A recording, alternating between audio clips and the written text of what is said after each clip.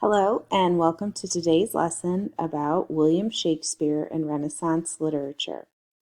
Before you begin, make sure you've made a copy of your Shakespeare notes so that you know what's important and what you need to continue to fill in. And remember that anything with a pencil is something you could potentially see on a knowledge check. Our goals today are to be able to define the term sonnet, name the theater associated with Shakespeare, and understand that Shakespeare still influences us today.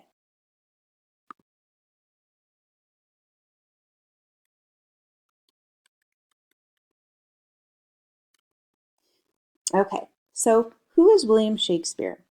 William Shakespeare is an English writer born in 1564 in Stratford upon Avon. Because he was born in 1564 and in England, we know that he's in a very heart of the Renaissance and a very humanistic type of country. He's well known for being a prolific author, which means he created lots of new material that was done in a different and new way. In his lifetime, he wrote 37 plays, which are well known for his examination of the many sides of the human character.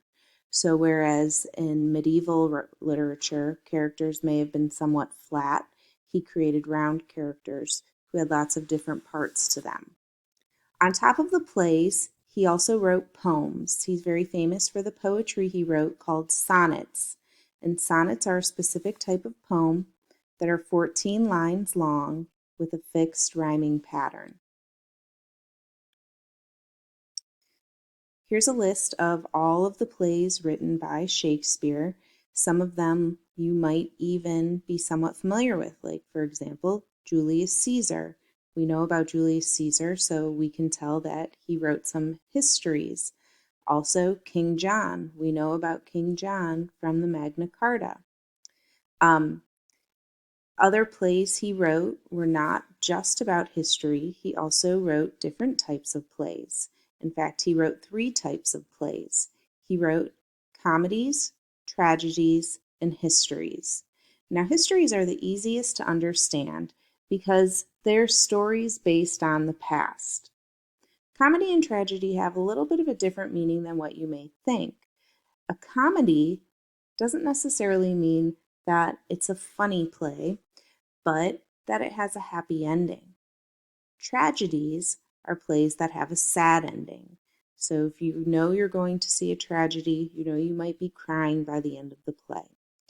At the end of a comedy, you're probably going to be feeling good. At the end of a history, you may have learned something. When Shakespeare's plays were acted out, an interesting fact is that only men could act in Shakespeare's plays. It would have been immoral for a woman to act in that profession during his lifetime. So instead of having women act as women in his plays, they were often men. And they would often use teenage boys to be the women because they were able to pass a little bit better for a woman than an adult male. Shakespeare's plays with all these male actors were acted out at a theater called the Globe Theater. Now, because of the name Globe, you might be able to guess its shape. It has a round shape. It was a circular shape. And this would have helped with sound because remember that in this time period, in the 1500s, there was no such things as microphone. Actors had to project their voices to be heard. Also, theaters had no lighting. So all performances took place during the day so that the actors could be seen on stage. There were very few special effects or props, so Shakespeare was able to go around this by using detailed verbal description to paint a picture of his scenes. So, for example, instead of hearing thunder and seeing rain, instead a character might say, "Oh, I hear a rumbling in the sky and pitter-patter of rain on the ground." And that way the audience could tell what was happening in the setting based on what the actor said. Shakespeare influences us today, and this is why he's so memorable. This is why we still talk about him today. And there's a lot of different ways that Shakespeare influences us. We're just going to take a look at a couple that I thought you might find interesting. One of these things is words and phrases. Shakespeare's known to have invented hundreds of words and phrases that we still use today. So, for example, everything that you see here on this chart are all things that come out of Shakespeare's writing. So if someone were to say off with his head, we know what that means, but that actually comes from a Shakespeare play. If you said, "How are you feeling today?" "Oh, so-so," that term so-so, meaning just kind of okay, comes from a Shakespeare play. So taking a look at this chart, you can see all the different types of terms that come from Shakespeare's plays. Green-eyed monsters, dead as a doornail, breathed his last, wild goose chase, good riddance, sent him packing, come what may. These are all terms that we use today, proving that we're influenced by Shakespeare. Another thing I thought that would be found interesting are how often Shakespeare's plots are recycled in Hollywood movies. So here's a few Hollywood movies you may have heard of that are based on Shakespeare plots. And these are not all of them, these are just a few of them. So the movie 10 Things I Hate About You is based on The Taming of the Shrew. The movie She's the Man from 2006 is based on a Shakespeare play, Twelfth Night.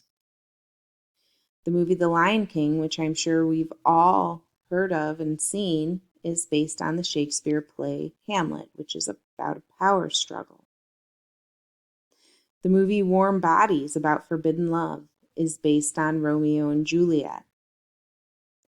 And the movie West Side Story, which was made about 50 years ago and is actually being remade and re-released in December, is another Romeo and Juliet based story about star-crossed lovers, two people who love each other but for outside reasons are not allowed to be together.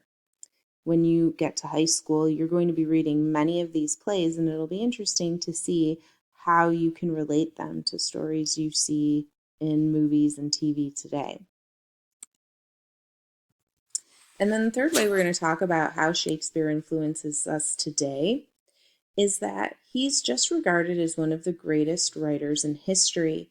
And great writers generally change things. They leave their field different than the way they found it. And Shakespeare certainly did that. He changed theater by changing how people wrote because he took a different look at characters, plot, language, and genre. Instead of looking at people and plot and language as one-dimensional, he looked at how stories and characters evolved over time, which makes a more interesting story, and also inspired writers to came after him to do the same. We can thank Shakespeare for that. So remember, our learning goals today were to be able to define the term sonnet, a 14-line poem with a specific rhyming pattern. Name the theater associated with Shakespeare, the world-famous Globe Theater, which was rebuilt and can be seen today. And understand ways that Shakespeare still influences us today. We still use words and phrases from Shakespeare. Lots of writers, movie makers, TV makers today will take Shakespeare's plots and turn them into sort of more modern day versions. And also, the way he wrote has been copied and inspired many writers who came after him. Tomorrow you're going to start on a small mini project based on the things you've learned this week. Please make sure that you are working and you have everything completed and added to Google Classroom by Friday.